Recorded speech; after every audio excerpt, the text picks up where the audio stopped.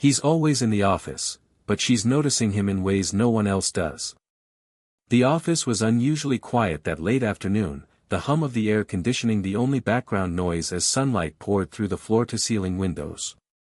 Dust particles floated lazily in the golden rays, highlighting the neat rows of desks and filing cabinets.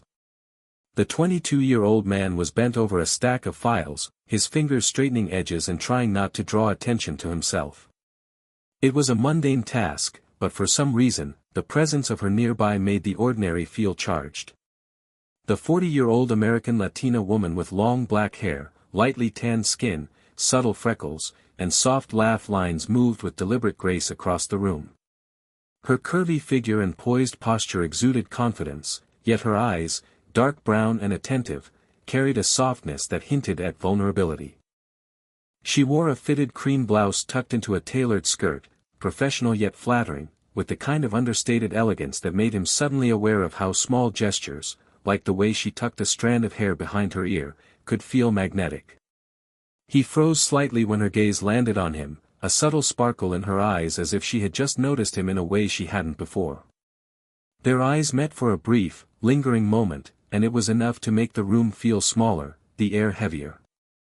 He could feel a faint warmth in his chest, a subtle awareness of how his pulse quickened, though he tried to appear calm and professional. She leaned slightly over her desk to pick up a folder, and the motion brought her just a little closer. As her hand brushed against the edge of the files he was straightening, a tiny jolt traveled up his arm. The contact was fleeting, innocuous to any casual observer, but to him, it felt intimate, charged with a quiet electricity. Her soft, knowing smile followed, paired with a tilt of the head that seemed to say she had noticed his awareness, and perhaps, enjoyed it. The golden afternoon light illuminated the faint freckles on her cheeks and the slight smile lines at the corners of her eyes, emphasizing her mature beauty, graceful presence, and the subtle warmth of her demeanor. He noticed the faint scent of her perfume, floral and understated, lingering briefly as she walked by. It was the kind of sensory detail that rooted the moment in reality, making it impossible to ignore. Emotionally, the scene planted the seed of fascination and curiosity. There was no overt flirtation yet, no rushed gestures, only a delicate tension, a mutual recognition that each presence affected the other more than it should in a professional setting. He found himself wondering what it might feel like to be noticed this way, to share a smile that lingered just a little longer than necessary. The mundane act of filing papers had transformed into a quiet awakening, the first hint of attraction that would gradually grow into something more profound. By the time he returned to straightening the files, his mind was only half on the task. The rest was caught up in the soft light, the warmth of her smile, and the gentle, magnetic pull of a connection that had begun without a word, subtle but undeniable. In the bright, ordinary afternoon, the break room was bright with midday sunlight spilling through large windows, bouncing off the polished countertop and stainless steel appliances. The 22-year-old man was carefully pouring coffee into his mug, trying to keep his hands steady. Across from him, the 40-year-old American Latina woman with long black hair, lightly tanned skin, subtle freckles, soft laugh lines, and a curvy, graceful posture leaned casually against the counter. She wore a fitted pale green blouse tucked into tailored khaki pants, exuding professional elegance with effortless style. Her dark brown eyes caught his as he adjusted the coffee pot, and for a moment, time seemed to pause. Then, with the softest smile, she remarked, "You're always around when he's not." The tone was teasing but gentle, carrying a subtle curiosity that made his chest tighten. He tried to respond casually, but his words stumbled, betraying a nervous excitement he hadn't expected. Her laugh was soft and melodic, accentuating the laugh lines at the corners of her eyes. It wasn't mocking, it was warm, inviting, and strangely intimate. The sunlight caught strands of her long black hair, making them glimmer like fine silk. She tilted her head slightly, resting a hand lightly on the counter, and he noticed how even that simple gesture carried a quiet grace. The playful comment had shifted the air between them, creating a delicate tension that was both exciting and disorienting. He moved to reach for the sugar, and their hands brushed. It was a fleeting contact, barely noticeable to an outsider, but the warmth of her skin against his lingered in his mind long after. A subtle jolt ran up his arm, and his heartbeat quickened. He became acutely aware of the way her dark brown eyes seemed to study him, sparkling with amusement and a hint of something unspoken. Each time she smiled or shifted slightly closer, the room seemed smaller, brighter, and more alive with the quiet pull between them. Their banter continued, light and teasing, but each word carried a double meaning that neither needed to voice. When she asked about his work on the Johnson report, her gaze lingered a second too long, her hand brushing a stray strand of hair behind her ear. He could feel the magnetic draw of her presence, a subtle tension that made ordinary conversation feel charged with intimacy. Every gesture, every smile, and every brief touch heightened his awareness of her, and he realized how much he craved these small, shared moments. Even as the conversation ended and he turned to leave, the playful tension didn't dissipate. It hung in the air, soft but persistent, reminder that their connection had deepened in mere minutes. Emotionally, this scene established curiosity, admiration, and the first deliberate acknowledgement of the slow-burn attraction. Their mutual awareness had grown stronger, laying the foundation for a bond that was respectful, emotionally rich, and quietly magnetic. By the time he stepped back into the hallway, he could still feel the warmth from the brief hand contact, the soft echo of her laugh, and the undeniable sense that this playful tension was only the beginning of something far more meaningful. The office library was quiet, bathed in the warm glow of afternoon sunlight streaming through the tall windows. Shelves of neatly stacked files and books created a cozy, almost secluded space that felt miles away from the hum of the main office. The 22-year-old man was straightening a stack of reports when he noticed the 40-year-old American Caucasian woman with long black hair, lightly tanned skin, subtle freckles, soft laugh lines, and a curvy, graceful posture approaching. She wore a light beige blouse tucked into a pencil skirt, professional yet soft, the kind of attire that highlighted her confident, elegant presence. Her dark brown eyes held a hint of fatigue as she set a folder down on the table, and for a moment, her usual composure faltered. "It's been a long week," she admitted quietly, the tone carrying both exhaustion and vulnerability. The words were so rare, so unguarded, that he felt a subtle thrill of connection. He set aside his tasks, fully attentive, and nodded gently, offering his silent presence rather than a hurried response. As she spoke about the challenges of managing her responsibilities, he noticed the small gestures she made, how her fingers traced the edge of the folder, how her shoulders slumped slightly before she straightened again, how her gaze occasionally dropped to the papers instead of meeting his. Each movement revealed a human side she rarely allowed anyone to see. He felt a careful mix of protectiveness and admiration, an urge to provide reassurance through simple gestures rather than words. When he handed her a pen, their fingers brushed lightly. The touch was fleeting, almost accidental, yet it lingered emotionally far longer than physically. A quiet warmth spread through him, a combination of anticipation and awareness that their closeness had shifted from casual observation to something more intimate. The sunlight caught her hair as she tucked a loose strand behind her ear, highlighting the subtle sheen and movement, and the faint freckles across her cheeks glimmered in the light. Her soft smile returned briefly, and he felt the emotional weight of the moment, a mix of trust, curiosity, and the unspoken understanding that they were sharing something rare. They continued to talk, their voices low, punctuated by brief silences that allowed the air between them to hum with quiet tension. Every glance, every small movement seemed amplified, the gentle tilt of her head, the way her hand lingered on the folder, the way she leaned slightly closer when emphasizing a point. There was no rush, no overt confession, just the subtle, magnetic pull of two people discovering mutual recognition in a space that felt safe and private. By the time they left the library, he felt a new depth to their connection. The shared vulnerability had created a bridge between them, a silent acknowledgement that this was more than casual workplace acquaintance. Emotionally, it was the moment when admiration and intrigue transformed into the beginnings of genuine intimacy.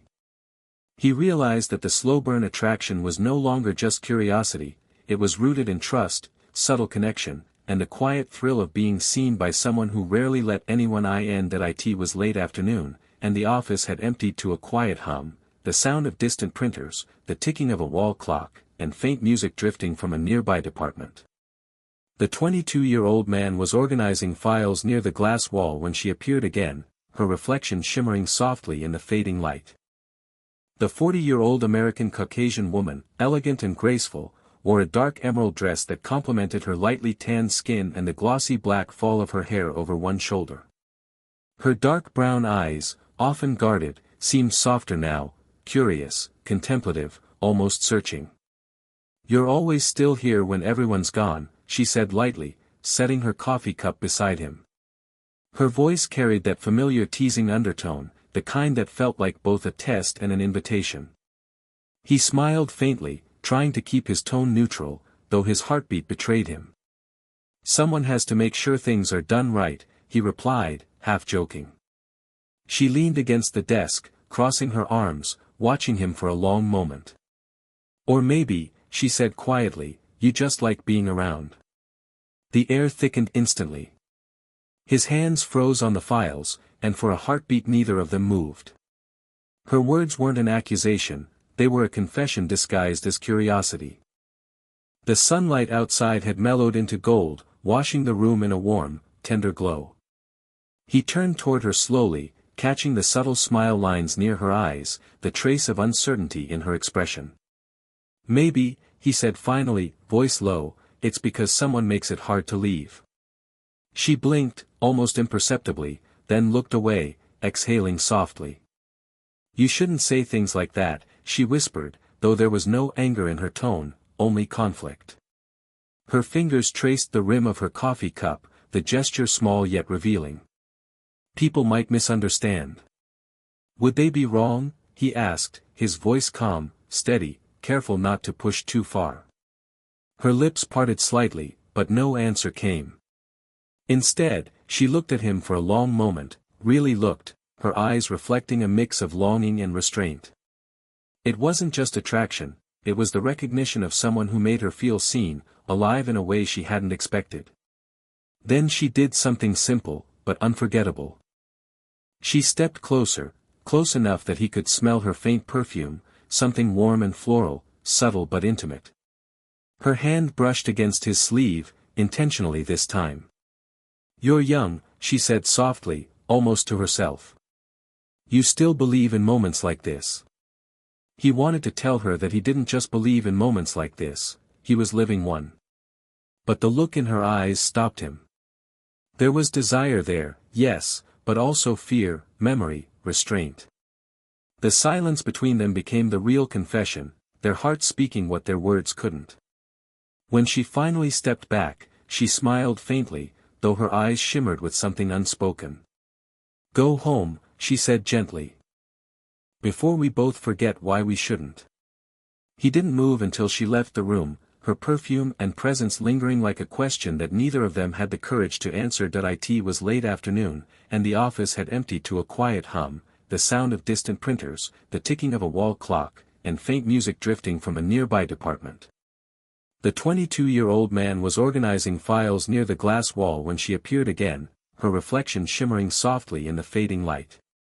The 40-year-old American Caucasian woman, elegant and graceful, wore a dark emerald dress that complemented her lightly tanned skin and the glossy black fall of her hair over one shoulder. Her dark brown eyes, often guarded, seemed softer now, curious, contemplative, almost searching.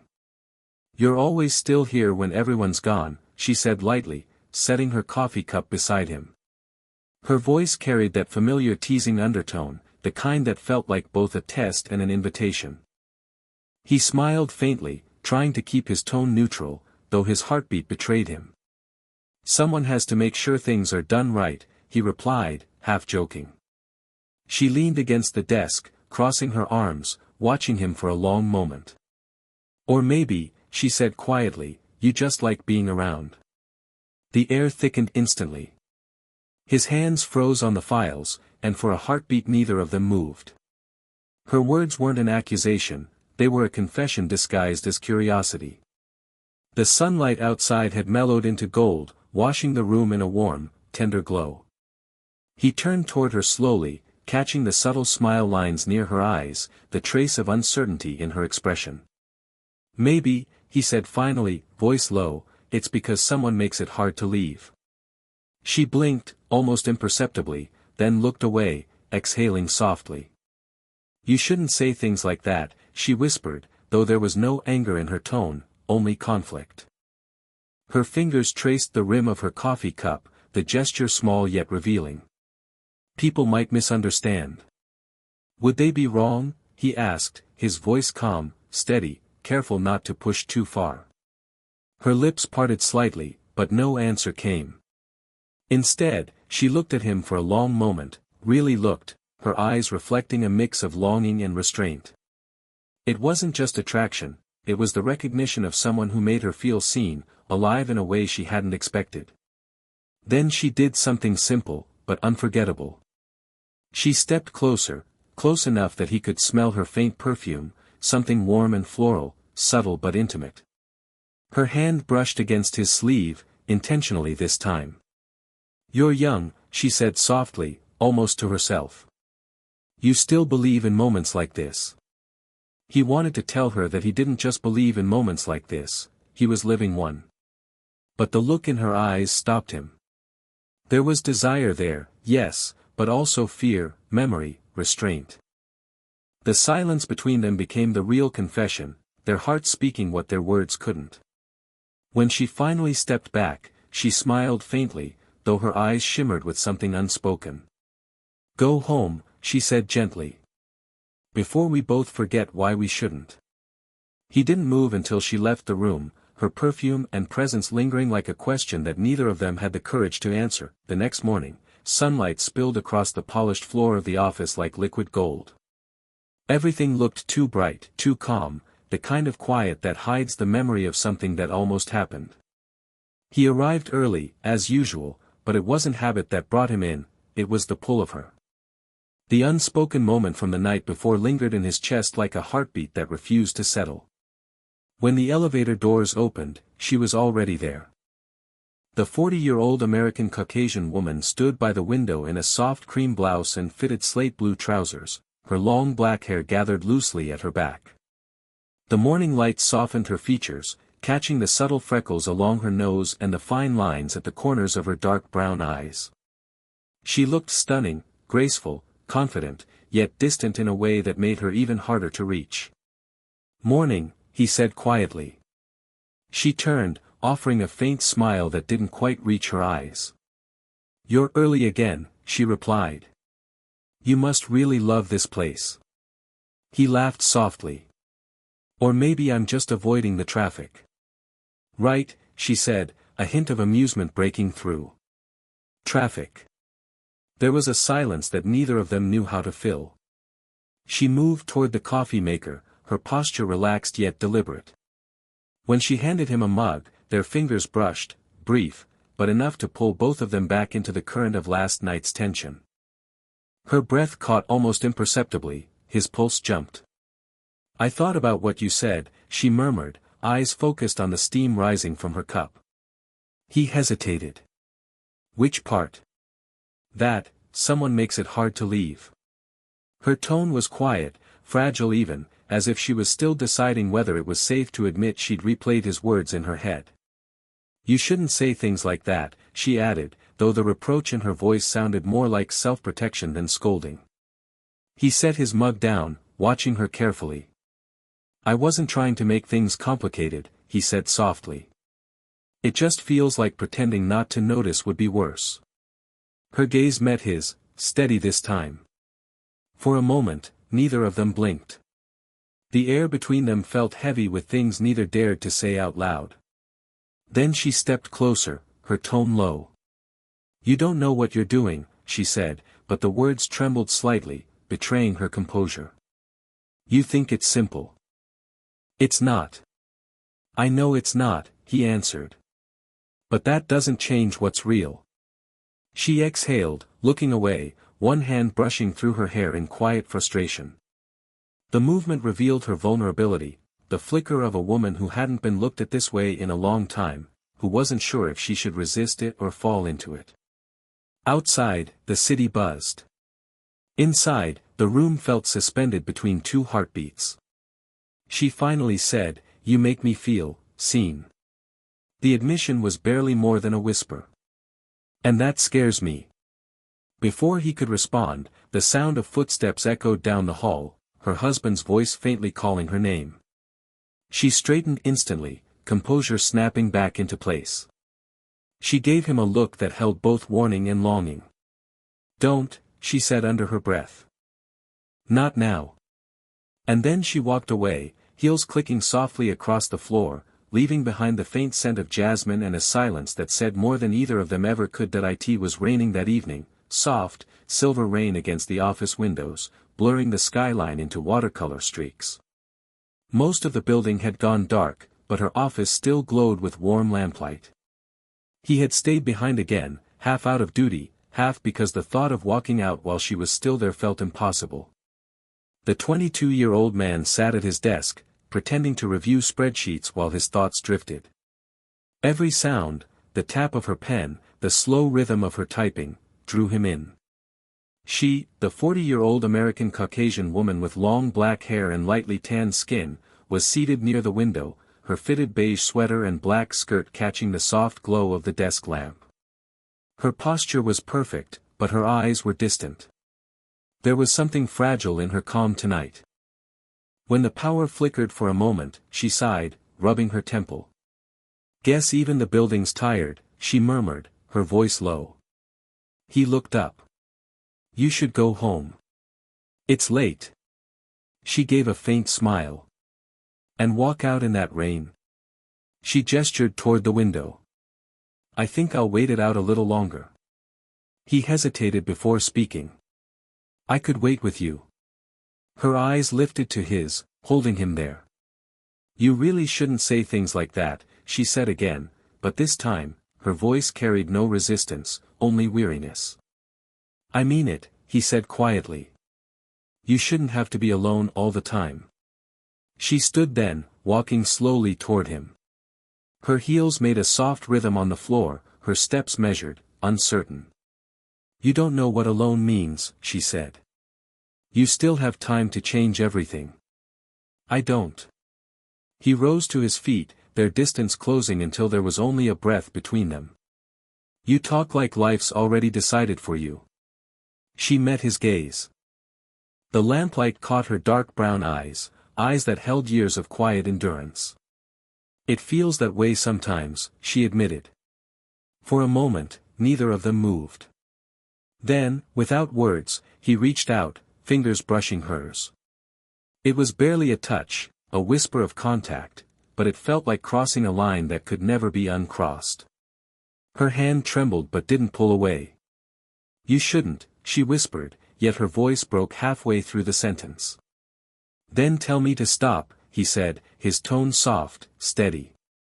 She looked up at him, rain streaking down the glass behind her like tears on a canvas. "I can't," she breathed. "And that's the problem."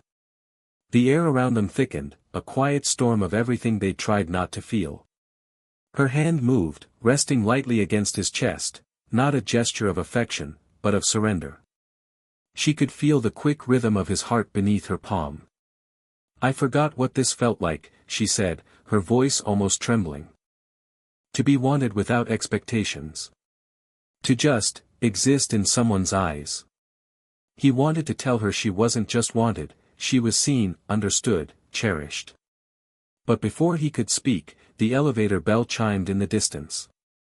She stepped back instantly, her expression snapping back into control. "You should go," she said softly, though her voice wavered. "Before someone misunderstands." He hesitated, every instinct screaming to stay. But he nodded, stepping away slowly. As he turned toward the door, her reflection shimmered faintly in the glass, standing still, arms crossed lightly over her chest, as if holding herself together. The rain kept falling, quiet and relentless, matching the rhythm of two hearts that had finally admitted what they were both too afraid to say. Morning came soft and bright after a long night of rain. The office smelled faintly of coffee and damp paper, and sunlight poured across the desks, washing away the echoes of everything unsaid. He arrived early again, though he didn't know why. Maybe to finish a few reports, or maybe to face what had been building too long between them. She was already there. The 40-year-old American Caucasian woman stood by the window, dressed in a light blue blouse and a beige skirt, her dark hair loose over her shoulders. She looked calm, almost serene, but her eyes carried that familiar trace of conflict.